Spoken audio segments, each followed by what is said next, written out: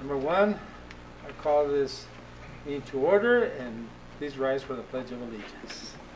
Madam Clerk, will you please? I pledge allegiance to the flag of the United States of America, to the republic for which it stands, one nation, under God, indivisible, with liberty and justice for all. Thank you. Number three, orders.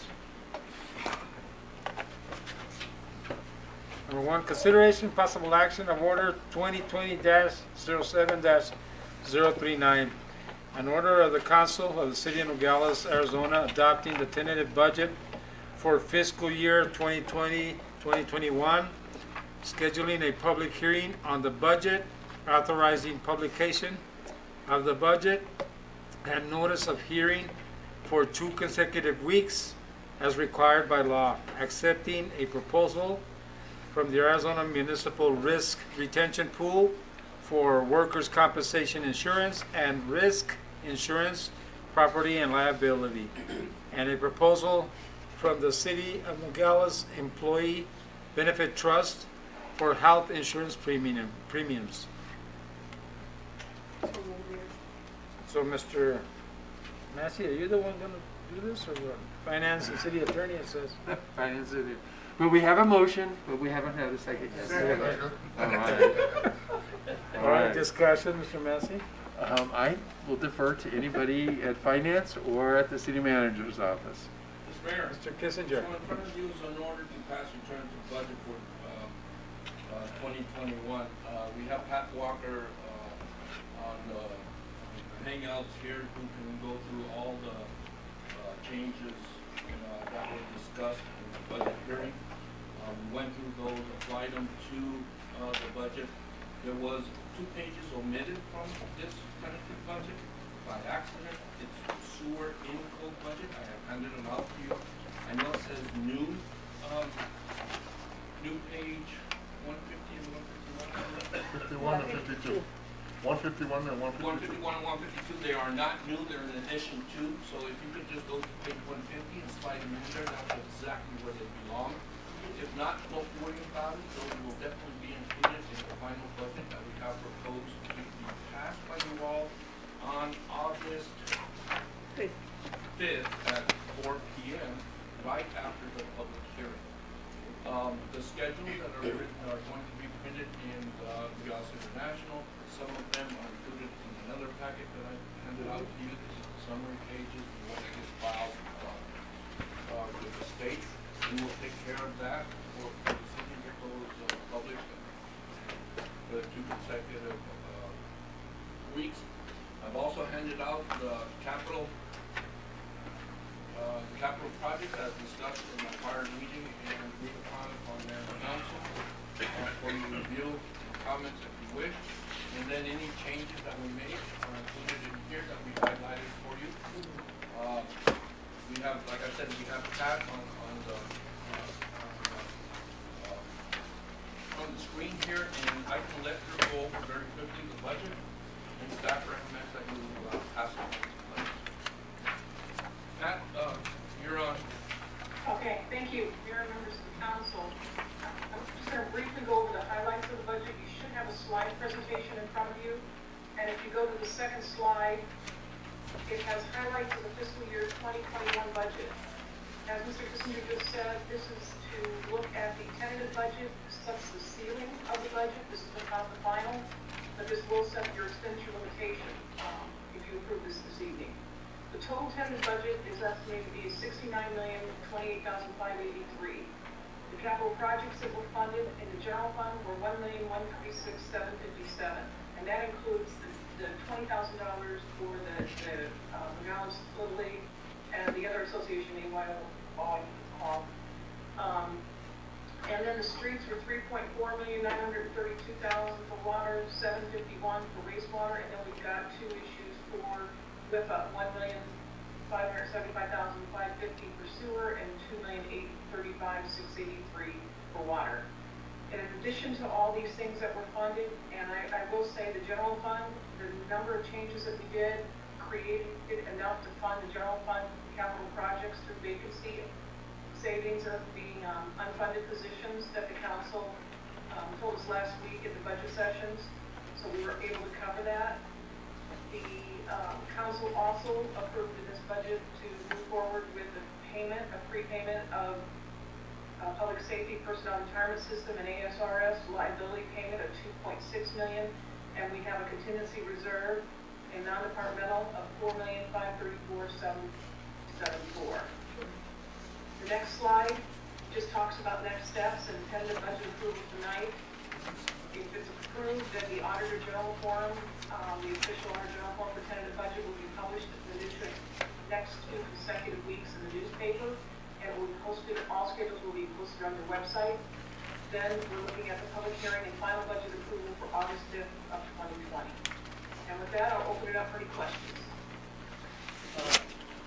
Pat, when is that 2.6 million, just to review of, when is that gonna be paid? That is something that we will bring back to council. We need to do an analysis in the dashboard system you can put in. If you put in the 2.6 million, how much will that save you? And we need to look at what we think the LGIP will pay and do a comparison of what makes the most sense. But I need to get that information and confirm it with PSPRS, and then we'll bring it back to council for approval before we pay it out. So you'll have all the details behind it. Okay. And also, during our last discussions, if you could please look at, I've been reading the policy statement from the city of Oro Valley on their unfunded or pension liabilities.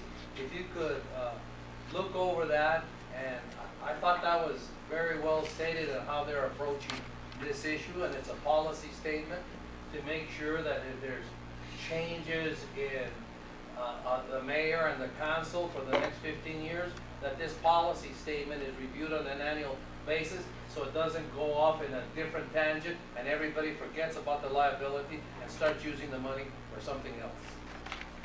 So I think we should have a policy statement to protect this mayor and council from something happening that's unwarranted 5, 6, 8, 10 years from now. To do that. And then with the budget itself, we have gone over it. I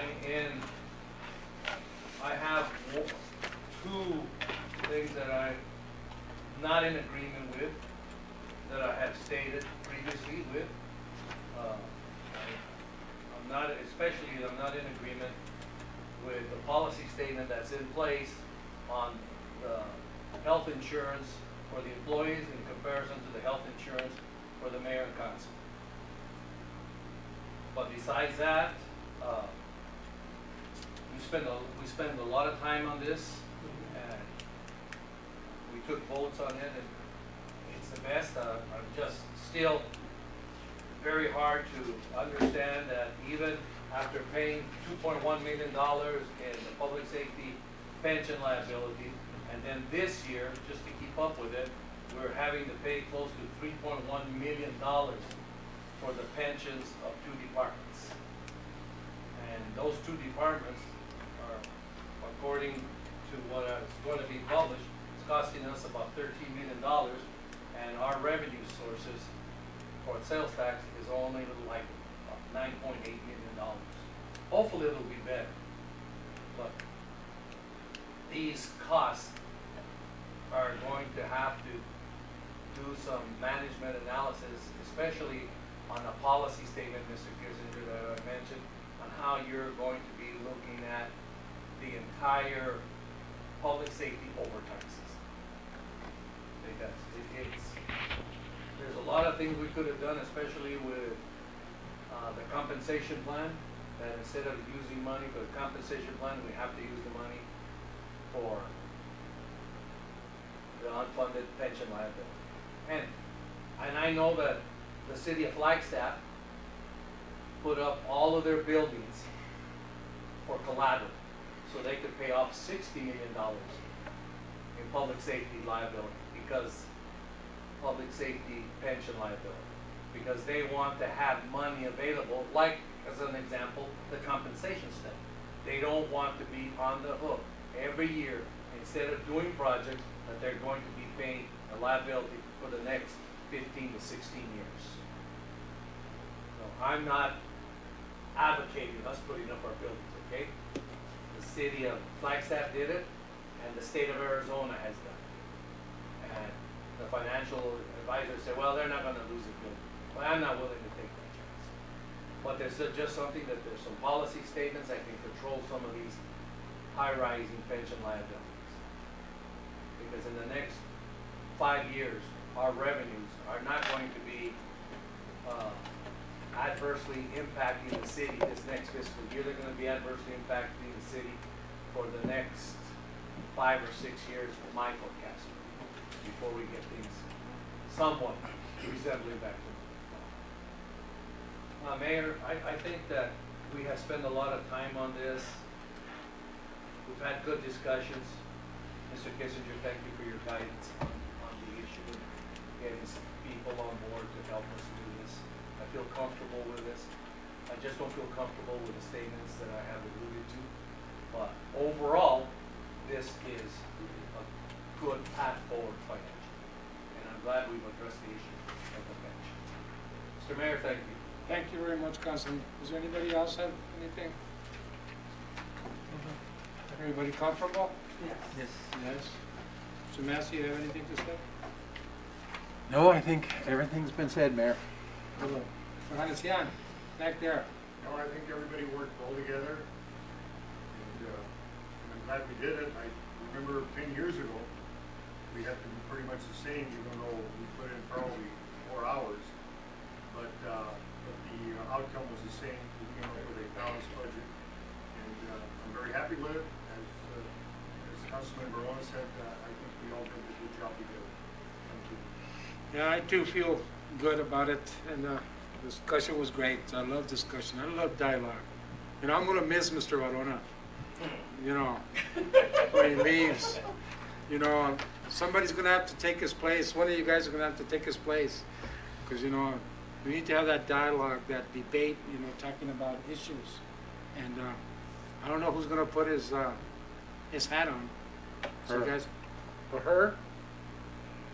What are you talking about, Esther?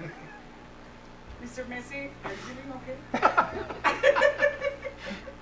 So, with that said, His or her, Mayor? his or her. I was talking about the council in place right now. Yeah. You know. Thank you, Mr. Barona. Great. So, call for the question on this, or you ready, or? Yeah? All right. Mayor, I request a roll call vote. Okay. Letty? Yes, give me a second. Start with you? Yes. Okay. Honorable Mayor, Yes. Aye. Mr. Maldonado, Aye. Vice Mayor Bohotes, Aye. Mr. Barona, Aye. Mrs. Lopez, Yes. Mr. Diaz, Yes. and Mr. Hanesian. Aye. Unanimous vote. Mr. Mayor? Yes. Mr. Mayor, before you adjourn the meeting, I just want to take the opportunity to thank Ms. Pat Walker for her help, Bernie over in finance for his help, the entire finance team sitting over there, Ms. Parales who came and helped us on off hours to get this done, and every single one of our department directors who was very patient and helped us manage through this and get this done. It wasn't an easy task, but it was done, and I appreciate you guys passing the tentative budget, and hopefully we'll get that final budget passed just as easily as we did tonight. So I appreciate it. Yeah, I want to thank them also. I understand some of you work till 1 o'clock at night. Some of us did. Yeah. And Did Pat, if they're present, they can raise their hand. Pat, were you one of them? Yes, Uh, yes, that was another one. Yeah. Yeah, because I got the email where it said that working those 3 days with us in the budget is what, probably screwed it up or you staying up till 1 o'clock at night. But I'm glad you guys came through, and I want to thank you very much, Pat, and everybody, the whole team that worked on this. Thank you very much. Thanks again, Pat. Thank you, Pat. Thank you. Listen, Okay. So we got the votes. We got everything. All right. Next is, do I have a motion to adjourn? Or do we need one? You don't need one. You just need, It's good. I want to make sure because then somebody will say, hey, there was no motion. I Oh, there was a second mo- it, by the way. Did you second it? Okay. 1, 2, okay. He's adjourned. We'll see you guys tomorrow. see you, no, Oh, see you at 6? 6, I know. Let me finish. Mr. Massey. So, Yes, sir. Director